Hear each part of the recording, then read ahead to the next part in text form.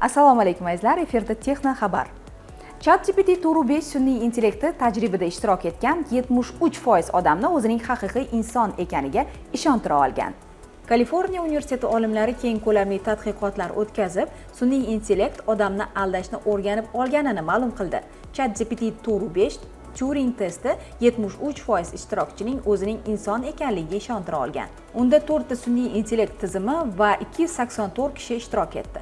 Tajriba doirasida ular 5 daqiqalik muloqotdan keyin ikki suhbatdoshdan qaysi biri bot ekanini aniqlash taklif qilindi. Tajriba doirasida ularga 5 daqiqalik muloqotdan keyin ikki suhbatdoshdan qaysi biri bot ekanligini aniqlash taklif qilindi. Natija kutilgandan ham yuqori chiqdi. ChatGPT Turu 5 73% holatda muvaffaqiyatga erishib, 73% ishtirokchini o'zining tirik ekanligiga ishontira olgan. Sun'iy intellekt allaqachon yozishmalarda odamlarni almashtira oladi. Bu mijozlarni qo'llab-quvvatlash xizmatlardan tortib ijtimoiy tarmoqlargacha keng qamrovli sohalarga taalluqlidir. Turing testi intellektni emas, balki odam taqlid qilish imkoniyatini tekshiradi.